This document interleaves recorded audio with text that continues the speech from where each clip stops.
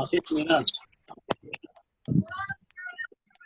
आशीष Meena, yes sir. कितने दिनों बाद ज्वाइन कर रहे हो तुम? सर मैं बाड़मेर आ गया था सर, यहाँ पे नेटवर्क का इशू था ना, तो दूसरा सिम लिया था मैंने। बात हुई थी फोन पे? क्या सर? तुम्ही से बात हुई थी ना फोन पे? 1 मिनट सर। मुमताज मीना,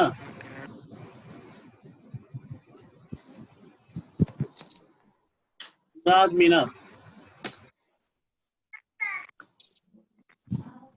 मुमताज मीना, नहीं दे रहा क्या? निकाल दूंगा मैं तुमको बाहर। मुमताज मीना,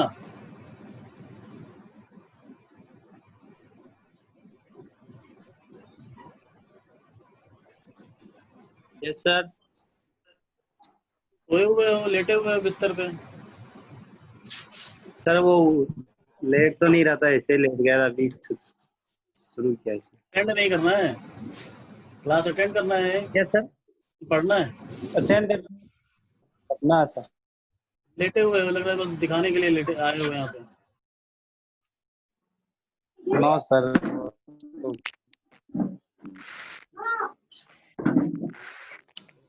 गुड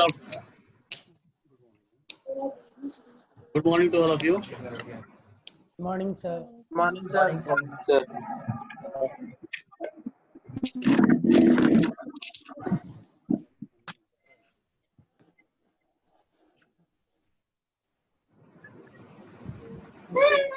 चलो स्टार्ट करते हैं। म्यूट कर लो सबको ही, म्यूट करो।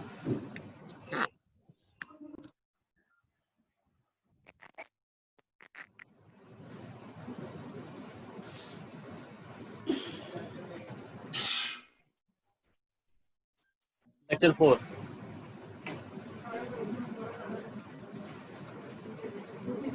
एक बार ये देखो आप लोग, सॉरी,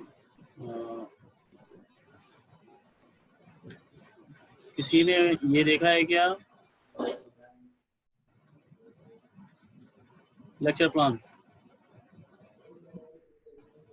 में equation of static equilibrium constant of free. थोड़ा मैंने मैं चेंज कर रहा हूँ सीक्वेंस, मुझे कौन सा सही लग रहा है इस हिसाब से थोड़ा बहुत चेंज कर रहा हूँ। तो ये रेगुलरली जिस दिन भी क्लास होगी, एक दिन रात में शाम को देखना है कि क्या पढ़ाया जाएगा नेक्स्ट डे पे, ठीक है? तो ये चेंज करता रहता हूँ, मैं मॉडिफाई करता रहता हूँ ताकि मुझे समझ में आए कि क्या कैसे किस सीक्वेंस में चलना है। मैं वैसे तो स्टार्टिंग में लिख दिया था, तो अभी सीक्वेंस मैंने बनाया। तो ये पहले हमको पढ़ना जरूरी है, equation of static equilibrium and concept of free body diagram. ये आप ऑलरेडी उसमें भी पढ़ रहे हो। इक्विलिब्रियम तो जानते ही हो, थर्मोडायनामिक्स में पढ़ चुके हो, और मैकेनिक्स में भी बताया गया होगा, ठीक है? तो यहाँ पे भी हमको देखना है थोड़ा बहुत। तो स्टार्ट करते हैं। तो topic is equation of static equilibrium and concept of free body diagram. लेकिन उससे पहले मैंने जो लास्ट क्लास या फिर ट्यूटोरियल क्लास में जो कराया था उसको थोड़ा सा देखें, तो जो कि मतलब कनेक्टेड है आज के टॉपिक में। तो देखिए जरा, स्ट्रेस, ये बॉडी है, अब मैं इस पे कुछ फोर्स लगा रहा हूँ। आप लोग बताएंगे इसमें कहाँ पे कौन से ऑब्जेक्ट में फोर्स लग रहा है? सर स्क्रीन पे तो लेक्चर प्लान ही शो रहा है। नहीं सो रहा है, चेंज नहीं हुई है, स्क्रीन चेंज नहीं हुई अभी तक। हाँ चेंज नहीं हुई सर। आ गया? हाँ सर। Yes sir. बताइएगा आप लोग, मैं कुछ डायग्राम बना रहा हूँ, आप लोग बताएंगे कि किसमें स्ट्रेस जनरेट होगा। अभी कोई भी आवाज नहीं निकालेगा, बस सोचते रहिए आप।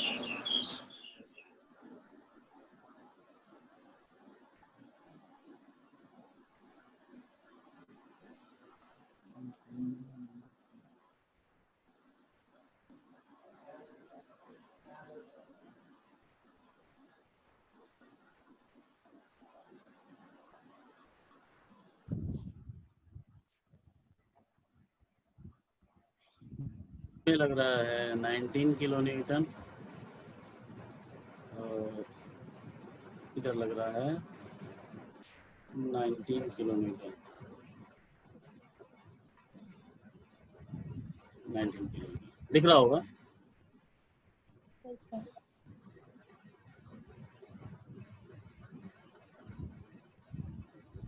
सॉरी,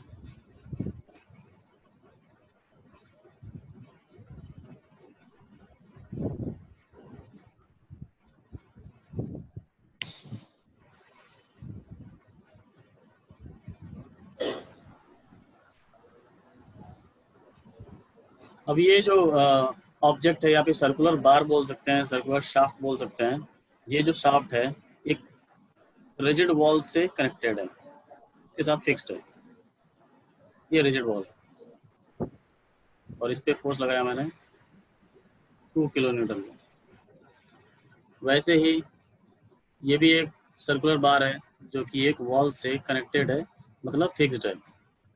अगर ऐसा कुछ शेडिंग बनाया जाए 45 डिग्री एंगल पे हैशिंग लाइंस, इसको बोलते हैं फिक्स्ड, और इस पे लेफ्ट डायरेक्शन में फोर्स लग रहा है 20 किलोमीटर का। अब आप लोग बताइए कि कौन से अब मैं यहाँ से, जैसे ये पहला है, this is second, this is third, fourth, fifth, six, जैसे बनाया था मैंने वो सीक्वेंस है। तो आप लोग बताएंगे कि पहले में स्ट्रेस होगा या नहीं। इसमें से चैट में होगा बताना सर। है, डायरेक्ट बताना है। आप लोग आंसर लिखते नहीं जाइए, होगा। यस और नो में। Yes.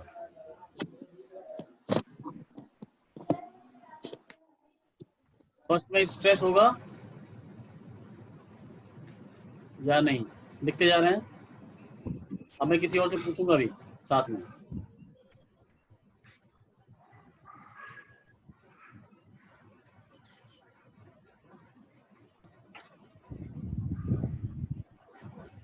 रचित, रेगुलर नहीं हो रचित, ट्यूटोरियल क्लास में नहीं आए थे आप। सर मैं ट्यूटोरियल क्लास में सर उस दिन मैंने दिनेश सर की भी अटेंड नहीं की सर, मैं पूरे दिन बाहर ही था, मतलब किसी रिलेटिव्स के घर पे जाना था, तो सर ऑनलाइन मैं क्लास सुबह से ऐसा है बेटा, कहीं से भी क्लास अटेंड कर सकते हो अभी तो। सर वो वहाँ फंक्शन था सर, इसलिए हम भी सर अटेंड कर ऐसे मिलने नहीं गए। नहीं, हम भी अटेंड कर लिए होते हैं, ऑनलाइन आते तो हम भी अटेंड कर लेते हैं। हाँ सर। चलो बताओ रचित, इसमें स्ट्रेस आएगा? नहीं सर इसमें नहीं आएगा सर, क्योंकि रीजन नहीं पूछ रहा हूँ मैं, अभी रीजन नहीं पूछ रहा हूँ। अच्छा दीपचंद बिश्नोई, बताओ इसमें आएगा स्ट्रेस?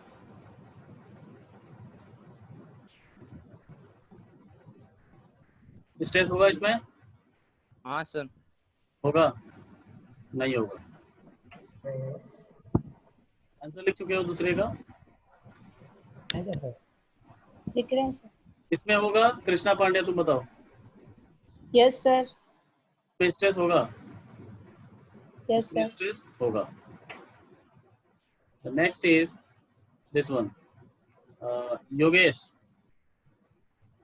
इसमें स्ट्रेस होगा या नहीं? No sir. क्या? No sir. नो, इसमें होगा। इसमें हिम्मत बताओ, यस सर होगा। होगा? Yes sir. होगा। शेख सुएब रिजवान, बताओ इसमें होगा या नहीं? हाँ सर, होगा सर इसमें भी। अब देखिए रीजन क्या है। अब इसको सारे डायग्राम को ध्यान से देखोगे तो कंक्लूजन एक निकलेगा। कंक्लूजन क्या होगा? What will be the conclusion? Different direction में फोर्स लग रहा है। जिनमें इक्विलिब्रियम है, जिनमें उनमें होगा। जो बॉडी, जो ऑब्जेक्ट, जो मशीन मेंबर हो, चाहे कंपोनेंट हो, कोई भी ऑब्जेक्ट हो, अगर वो स्टैटिक इक्विलिब्रियम में नहीं है तो उसमें स्ट्रेस जनरेट नहीं होगा। स्टैटिक इक्विलिब्रियम का मतलब क्या होगा अभी आगे देखेंगे। तो इसमें कंक्लूजन क्या निकलता है? Stress will be generated only when the member is in static equilibrium. अब ये देखो इस इक्विलिब्रियम में है क्या? ये है पहला ऑब्जेक्ट नहीं है। अगर ये को मैं ऐसे भी दिखा सकता हूँ कि नहीं, देखो बताओ, रिजल्टेंट फोर्स किधर है? राइट साइड में 1 किलो न्यूटन का, ऐसे दिखा सकते हैं? ये ट्रांसलेट Yes, करें, sir. जनरेट नहीं होगा इसमें। It is not in equilibrium, ये आगे मूव करती जाएगी एक्सेलरेशन से, ठीक है। वैसे ये क्या है, रिजल्टेंट फोर्स इस पे कितना है, 40. सर 40 इन लेफ्ट कौन सा है, लेफ्ट साइड 40 किलो न्यूटन।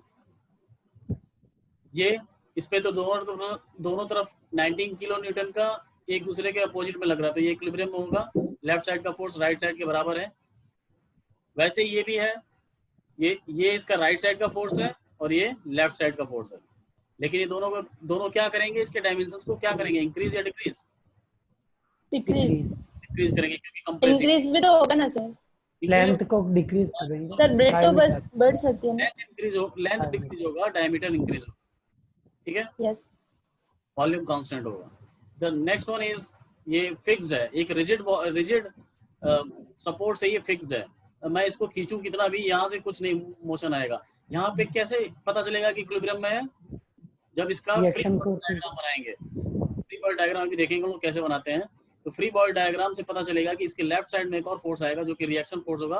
कहाँ से मिलेगा वो, वॉल से रिएक्शन फोर्स मिलेगा लेफ्ट साइड में। दीवार क्या चाहता है, लेफ्ट साइड में आएगा ऑब्जेक्ट, ठीक है। वैसे ही इस केस में है, अगर ये फोर्स लेफ्ट साइड में अप्लाई कर रहे हैं तो वॉल किधर की तरफ फोर्स लगाएगा, राइट साइड में रिएक्शन फोर्स देगा, ताकि ये ऑब्जेक्ट लेफ्ट साइड में ना चला जाए इस फोर्स की वजह से।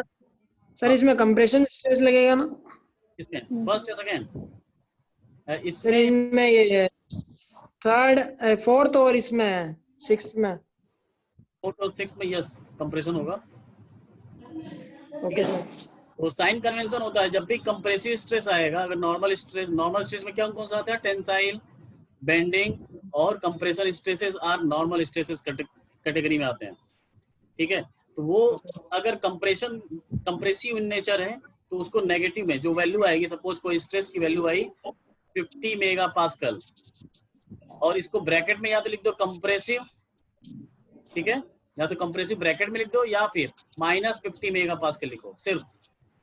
तो कंप्रेसिव जब भी होगा उसको नेगेटिव में लिखेंगे, और जब भी टेंसाइल होगा वो पॉजिटिव में आएगा, ठीक है। धीरे धीरे समझ में आ जाएगा क्यों आ रहा है, क्योंकि इसमें क्या नेचर है, एक्सपेंशन का, कंप्रेशन डायमेंशन इंक्रीज होगा, अभी इंक्रीज होगा तो पॉजिटिव, डिक्रीज होगा तो नेगेटिव, क्योंकि स्ट्रेस और स्ट्रेन क्या है, डायरेक्टली प्रोपोर्शनल। स्ट्रेन नेगेटिव होगा तो स्ट्रेस भी क्या होगा, नेगेटिव। तो ये पॉइंट बहुत इंपॉर्टेंट है, stress will be generated only when the member is in static equilibrium. Static equilibrium बोलें या फिर कंस्ट्रेंट बोलें, कंस्ट्रेंट है, कंस्ट्रेंट का मतलब है मोशन उसमें कोई नहीं है, ट्रांसलेशन मोशन कोई नहीं होना चाहिए, ठीक है। So what is static equilibrium? What is static equilibrium? Lalit Sharma. Yes sir. Surprise कर रहे हो तुम, मेरे से कैसे पूछ लिया सर ने? No sir. Sir static equilibrium में सर जैसे कि ड्राइविंग फोर्स अप्लाई ना हो सर, जैसे कि वर्क पावर, ये फोर्स ड्राइविंग फोर्स होता है नहीं सर, मतलब जैसे कि ड्राइविंग फोर्सेज में आते हैं ना सर, ड्राइविंग फोर्स में आते हैं, अच्छा ड्राइविंग एनर्जी में आते हैं। यस इस पे कुछ अप्लाई ना हो, क्यों? यस सर, जैसे कि कांस्टेंट रहे, जैसे आप बोल रहे हो स्टेट पे फोर्स अप्लाई नहीं हो रहा है किसमें सर? इसमें ये वहाँ पे सर, अच्छा 6 सर, बट सर एक टाइम पे तो वो स्टैटिक है ना सर, पीछे की साइड से अगर आप देखें तो। स्टैटिक कब बोल रहे हो उसको सर? ये जो आपने 6 वाले में सर लास्ट में एज लाइन बना रखी है ना सर, ये वाला वो तो मैं ये पूछ रहा हूँ, ये फोर्स तो लग रहा है फिर भी बोल रहे हो कि ये स्टैटिक। बट सर दोनों में कांस्टेंट लग रहा है ना सर, फोर्थ वाले की अगर आप बात कर रहे हो कांस्टेंट लग रहा है ना सर।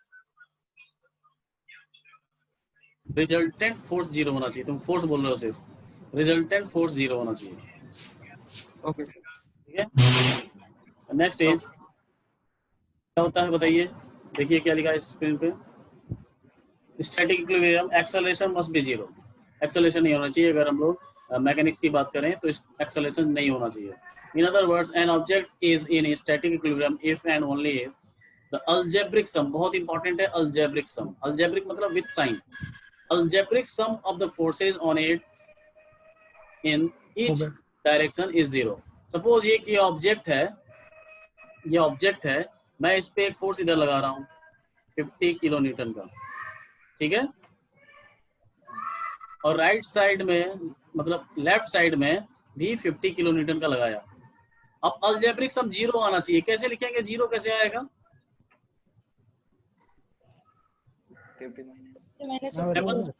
हेमंत बताओ. सर साइन कन्वेंशन के हिसाब से एक डायरेक्शन को अपन पॉजिटिव कह देंगे. जैसे अगर अपन राइट को पॉजिटिव कह रहे हैं तो इस पे 50 किलो न्यूटन तो पॉजिटिव फोर्स हो गई और माइनस 50 किलो न्यूटन एक अलजेब्रिक, फोर्स हो गई. यस, अलजेब्रिक सम मतलब समेशन का एक साइन है और ये सारे फोर्सेस किस में है? एक्स डायरेक्शन में दिख रहा है, एक्स डायरेक्शन में. तो एक summation of all the forces in x direction must be 0 for x direction static equilibrium. ध्यान रहे एक्स डायरेक्शन स्टैटिक इक्विलिब्रियम. तो एक्स डायरेक्शन में स्टैटिक इक्विलिब्रियम, राइट साइड के फोर्स को अगर पॉजिटिव मानता हूं मैं तो लेफ्ट साइड का अपने आप नेगेटिव हो जाएगा, 0 आएगा. ये होना चाहिए, ठीक है. अगर मैं बोलूं एक फोर्स ऊपर लग रहा है 20 किलो न्यूटन का, ये बॉडी स्टैटिक इक्विलिब्रियम में है या नहीं? नहीं है सर. कौन सा डायरेक्शन में ये मैटर करता है sir? Static equilibrium in which direction? It is in static equilibrium in the x direction only. X direction में मोशन नहीं होगा, वाई डायरेक्शन में होगा. क्यों होगा? इस 20 किलो न्यूटन की वजह से, ठीक है, क्योंकि summation of F Y equals to 0 जब लगाएंगे तो एफ वाई में एक ही फोर्स है ऊपर की तरफ है 20 प्लस 20 और नीचे कोई है नहीं, it is not equals to 0. तो वाई डायरेक्शन में कोई इक्विलिब्रियम नहीं है, सिर्फ एक्स डायरेक्शन में. तो ओवरऑल बॉडी क्या हो जाएगी? नॉट इन इक्विलिब्रियम होगी ना. वॉल्यूम ब्रेक हो रही है आपकी. क्या चीज? अच्छा, आवाज ब्रेक हो रही है, एक सेकंड रुकिए. यस.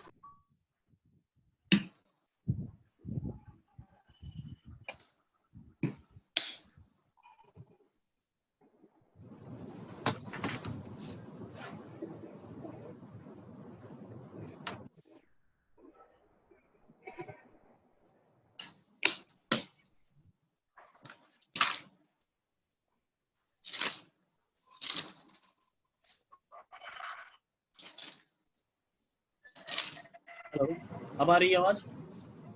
यस जिसने बोला था साउंड. Yes sir. चलो ठीक है. तो ये समझ में आया डायग्राम? हाँ बोलो. सर इसमें टॉर्क भी तो 0 होना चाहिए सर. टॉर्क भी 0 होना चाहिए. मैं आगे बढ़ रहा हूँ, इक्वेशन लिखेंगे अभी, इक्विलिब्रियम इक्वेशन. टॉर्क भी 0 होना चाहिए एग्जैक्टली. यहाँ पे टॉर्क तो ऑब्वियसली 0 होगा क्योंकि टॉर्क कहाँ से जा रहा है? ये देखो, जब भी मैं फोर्स अप्लाई कर रहा हूँ तो ये नहीं कि मैं जब भी मान लो कि मैं सेंटर से पास नहीं कर रहा हूँ तो मैं उस समय बताऊंगा कि सेंटर से डिस्टेंस कितना है, ठीक है. अगर ये फोर्स सेंटर पे नहीं अप्लाई होता, कहीं और होता, तो मैं सेंटर से डिस्टेंस बताता, जिसको बोलते हैं सेंट्रिसिटी, ठीक है. ये डिस्टेंस बताता, मैं स्मॉल ई में लिखता, लेकिन मैंने कुछ बोला नहीं तो ये अज्यूम करेंगे, ये ऑब्वियस है कि ये सेंटर से ही पास हो रहा है, ठीक है. तो जब भी सेंटर से पास होगा, इसकी डिफाइन में इफ एंड ओनली इफ क्या रखा आपने, इसलिए कि अलजेब्रिक सम 0. अगर टॉर्क मतलब कपल की कंडीशन होगी तो भी अलजेब्रिक सम तो 0 ही होगा. यहाँ पे सर टॉर्क भी तो लिखना ही पड़ेगा ना डिफाइन में. अच्छा, ये यहाँ पे तुम कह रहे हो ना कि फोर्सेस के अलावा टॉर्क भी होना चाहिए. हाँ सर. अच्छा चलो ठीक है, यहाँ पे प्लस लिखिए, बढ़िया पॉइंट है ये. मोमेंट भी होना चाहिए, टॉर्क नहीं. Moment of force. Torque is also static moment, so only moment लिखेंगे, forces and moment on it. हाँ बोलो सर. जैसे अगर इस पे टॉर्क लगा तो वो तो सर इसको गोल गोल घुमाएगा ना.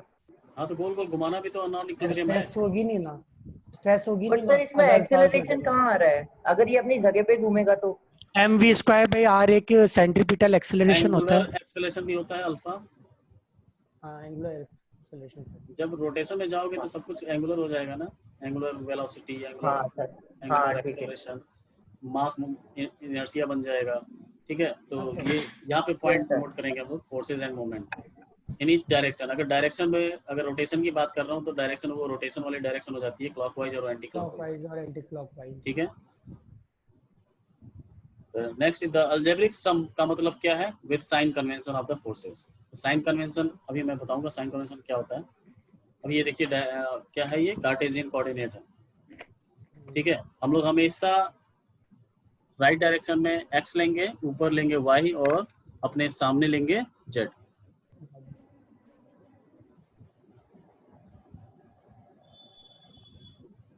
ये क्या है 3D में, और पहला ये वाला क्या है 2D में। तो दो तरह का इक्वेशन, दो सेट ऑफ इक्वेशंस आएंगी।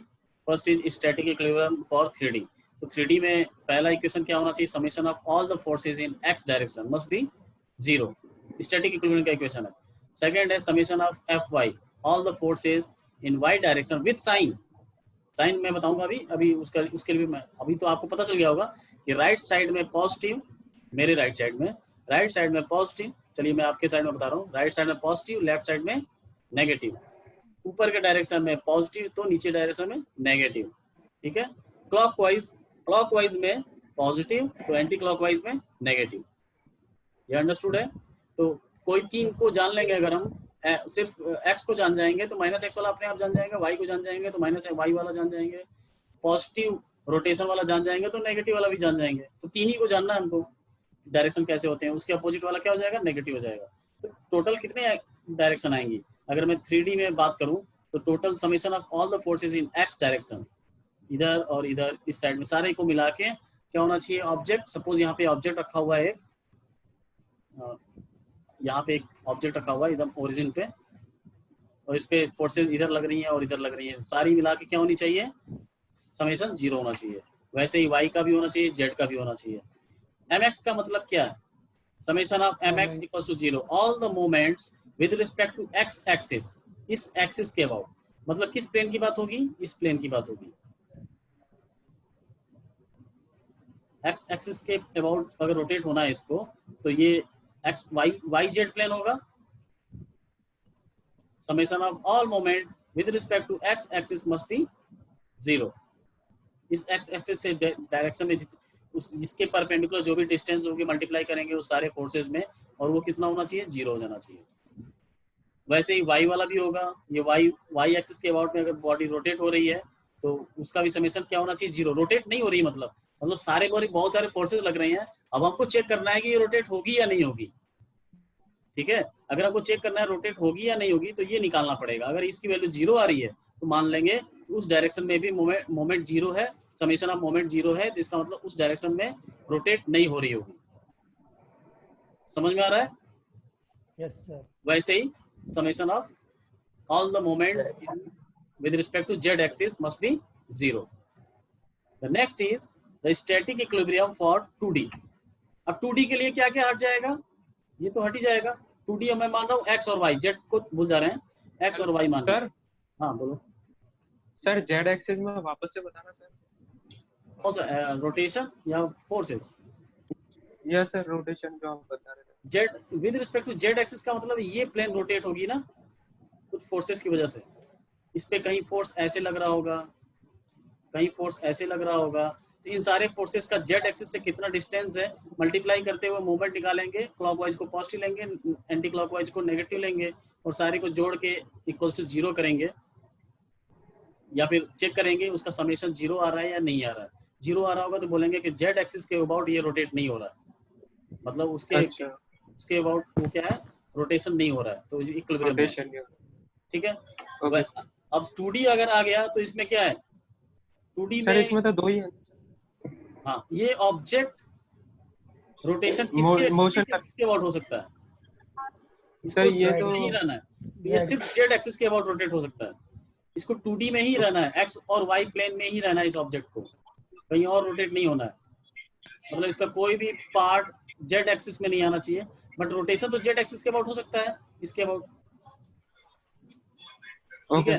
तो कौन सा मोमेंट 0 होगा? Summation of mz equals to 0 for static equilibrium. ध्यान रहे, स्टैटिक इक्विलिब्रियम के लिए। और summation of all the forces in x direction and y direction must be 0। तो यहाँ पे बस 3 इक्वेशन आती है हमारे पास, और मोस्टली हमको 2D ही पढ़ना है। ठीक है, तो 3 इक्वेशन हमेशा याद रखना होगा, summation of fx equals to 0, summation of fy equals to 0 and summation of mz equals to 0। जी ठीक है, नेक्स्ट चलते हैं साइन कन्वेंशन। हाँ, किसी को डाउट है? हाँ सर मेरे को है। हाँ बोलो। सर मैं कह रहा हूँ पर अपन तो सर मैकेनिक्स ऑफ सॉलिड पढ़ रहे हैं ना, इसमें तो अपन को बॉडी मतलब स्ट्रेचेबल माननी है, रिजिड नहीं माननी है, तो Rigid- इसके केस में भी अपन सेम ही करेंगे क्या? हाँ फिर से बोलो। सर मैं कह रहा हूँ सर मैकेनिक्स ऑफ सॉलिड में तो बॉडी को अपने को रिजिड नहीं मानना है ना, रिजिड नहीं मानना है, हाँ ठीक है। तो इसके केस में भी ये सेम ही रहेगा कि इक्विलिब्रियम का कॉन्सेप्ट वगैरह, ऑब्वियसली, क्योंकि बॉडी तो अब स्ट्रेच हो सकती है ना। स्ट्रेचिंग देखो, एक डिफॉर्मेशन होता है, एक डिस्प्लेसमेंट होता है। बॉडी का डिस्प्लेसमेंट नहीं हो रहा, इसलिए ये सारे जीरो होंगे। डिफॉर्मेशन हो जाए भले ही, डिस्प्लेसमेंट नहीं हो रहा है, एक्सेलरेशन नहीं आ रही बॉडी में, पूरा बल्क बॉडी में। एक्सेलरेशन एक सेंटर ऑफ मास का देखते हो ना, हाँ सर, तो सेंटर ऑफ मास थोड़ी मूव करेगा। हाँ ठीक है,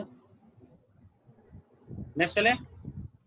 yes sir. Sign convention, sign convention बस 3 में देख रहा हूँ कि ऊपर है, राइट साइड में है और क्लॉकवाइज है, तो इसको पूरा साइन कन्वेंशन इस केस में क्या हो जाएगा? दीज आर पॉजिटिव, इस केस में सारे पॉजिटिव होंगे। मोमेंट क्लॉकवाइज पॉजिटिव होगा, फोर्सेज अपवर्ड पॉजिटिव होगा, फोर्सेज राइटवर्ड पॉजिटिव होगा। उसके अलावा सारे क्या होंगे? नेगेटिव। मतलब पूरा नहीं लिखा हूँ, फिर थोड़ा सा दिमाग लगाइएगा पढ़ते वक्त, ठीक है? थोड़ा मंथन होगा तो याद हो जाएगा। सारा लिख दूंगा तो सोचोगे सब कुछ है ही क्या पढ़े।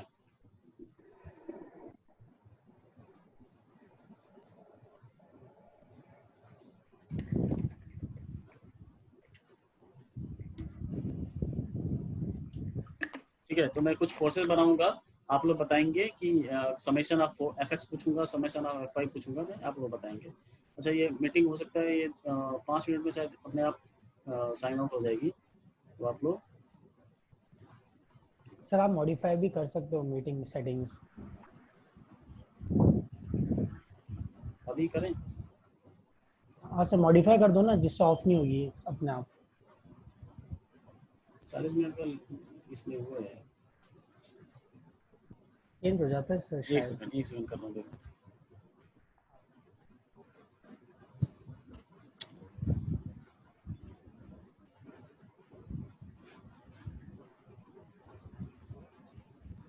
एडिट का ऑप्शन नहीं आ रहा है, नहीं आ रहा है? तो स्क्रीन पे लिख रहा है क्या? किसी ने तो किया है नोटेट। क्यों लिख रहे हो? सर फ्री वाला तो शायद 40 मिनट ही चलता है ना? क्या फ्री वाला शायद सर 40 मिनट ही चलता है। 40 मिनट ही चलता है, तो ये बता रहे कि सेटिंग में है कहीं देखे हो क्या? क्या पता। हाँ सर, मैंने बहुत। चलो नेक्स्ट क्लास में चेक कर लेंगे, अभी मैं पहले देख लूं। हाँ सर, मैं अभी देख ले, फिर से रीजॉइन कर लीजिएगा। हाँ सर, हाँ सर। स्क्रीन दिख रही है ना? Yes sir. Yes sir. अच्छा चलिए, मैं इस पे फोर्सेस लगा रहा हूँ, आप लोग बताएंगे कि इसमें समेशन ऑफ एफएक्स क्या है और समेशन ऑफ एफवाई क्या है। सपोज मैंने एक फोर्स लगाया इधर P1, ठीक है, हॉरिजॉन्टल से इसका एंगल है कुछ θ1। उसके बाद एक फोर्स लगाया इधर, ये हॉरिजॉन्टल एंगल नहीं दे रहा हूँ तो समझो स्ट्रेट है, P2, और एक फोर्स इधर लगा रहा हूँ P3। तो summation of f x equals to क्या होगा और summation of f y equals to क्या होगा? जल्दी बताओ। इसको बताने से नहीं, आप लोग लिखिए, अभी अपने आप ही कॉपी में लिखिए, पहले कीजिए इसको। लिख दिया सर, लिख दिया। अच्छा, तो समेशन ऑफ एफएक्स मैं लिख रहा हूँ, ध्यान से देखिए। Summation of f x equals to 0 लिखना है हमको। ये बॉडी के बोला गया है कि this body is in static equilibrium, तो इक्वेशन क्या बनेंगी? Summation of f x equals to 0 से क्या बनेगा, इसको हम लोग क्या करेंगे, रिजॉल्व करेंगे। तो ये क्या आएगा, P1 साइन या कॉस? साइन θ1। Sine θ1 exactly. और राइट साइड में क्या आएगा, P1 cos θ, sorry P1 cos θ1। P2 वैसे ही रहेगा, P3 भी वैसे ही रहेगा, क्योंकि ये स्ट्रेट है, y एक्सिस में है और x एक्सिस में है। ये विश्वजीत सिंह, मोबाइल उल्टा कर दियो तुम। कैसे दिख रहा है तुमको? मुझे लग रहा है धरती पलट गई। भूकंप आया होगा सर। भूकंप आ गया उसके यहाँ। तो summation of f x equals to 0 से इक्वेशन क्या क्या आएगा, P1 cos θ1, क्योंकि अब राइट साइड में है तो पॉजिटिव ले लिया, ठीक है, प्लस P2 इक्वल्स टू 0 होगा। दिस इक्वेशन राइट साइड में एक ये है और एक ये है, दोनों राइट साइड में है तो पॉजिटिव होगा और समेशन क्या हो जाएगा 0। उसके बाद समेशन ऑफ Fy से क्या इक्वेशन आएगी, P1 sin θ1 माइनस क्यों आएगा, क्योंकि नीचे है, माइनस P3 इक्वल्स टू 0। ये सेकेंड इक्वेशन है। अब ये जितने भी अननोन होंगे, दो इक्वेशन है तो दो अननोन होंगे, दोनों अननोन आपको मिल जाएंगे। दोनों अननोन को क्या करेंगे आप लोग, फाइंड कर लेंगे, ठीक है। अगर सपोज तीसरा अननोन है तो कौन सा इक्वेशन लगाएंगे, हेमंत बताओ। क्या हुआ सर? अगर एक और अननोन हो, दो से ज्यादा अननोन हो तो क्या करेंगे, दो से ज्यादा अननोन हो तो सर वो ज्यादा वो मतलब इनफाइनाइट सॉल्यूशन होते हैं ना सर, तो वो अपॉन वाला लगा लेते। तो मोमेंट वाला इक्वेशन लगाएंगे, summation of m equals to 0। आपको दिख रहा होगा यहाँ से सेंटर से ये फोर्स लग रहा है इस साइड में, कुछ डिस्टेंस पे लग रहा है ना। Yes sir. तो इसका मोमेंट जो होगा वो क्या होना चाहिए, 0 होना चाहिए। वहाँ से हो सकता है θ1 आ जाए या फिर P1 की वैल्यू आ जाए, लेकिन P1 की वैल्यू तो आएगी नहीं, θ1 की 0 आएगी, क्योंकि P1 cos θ1 अगर मल्टीप्लाई बाय कुछ डिस्टेंस करोगे तो P1 तो 0 होगा, ठीक है। P1 तो राइट साइड में चला जाएगा, फिर θ1 आएगा कुछ वैल्यू, सपोज 90 डिग्री आ गया, तो ये कुछ अननोन्स और भी मिल सकते हैं। लेकिन अगर ये डिस्टेंस नहीं दिया हुआ है तो समझो ये मोमेंट वाले इक्वेशन को अप्लाई नहीं कर सकता अगर डिस्टेंस नहीं दिया हुआ है। क्यों, अगर इसका साइज नहीं दिया हुआ है तो कैसे निकालोगे डिस्टेंस नहीं पता है, तो ये इसका मतलब ये वाला इक्वेशन यूजुअल नहीं है यहाँ पे, ठीक है। अब ये बताइए cos θ1 90 डिग्री क्यों का? अरे ये P1 cos θ1 मल्टीप्लाई कोई डिस्टेंस होगा ना, इक्वल टू 0 करेंगे, मोमेंट लगाएंगे तो ये तो इधर जाएगा तो 0 हो जाएगा, cos θ1 मल्टीप्लाई बाय d, ये भी एक इधर 0 हो जाएगा, cos θ1 इक्वल टू 0, इसका थीटा मतलब क्या 90। नहीं सर, θ1 तो यहाँ पे कुछ और है ना, P1 का एंगल है। अरे तो यहाँ से अननोन पता चल रहा है, इसका मतलब P1 ये जो फोर्स लग रहा था P1 सीधा लग रहा होगा, समझे, ठीक है। तो वो अननोन पता चलेगा।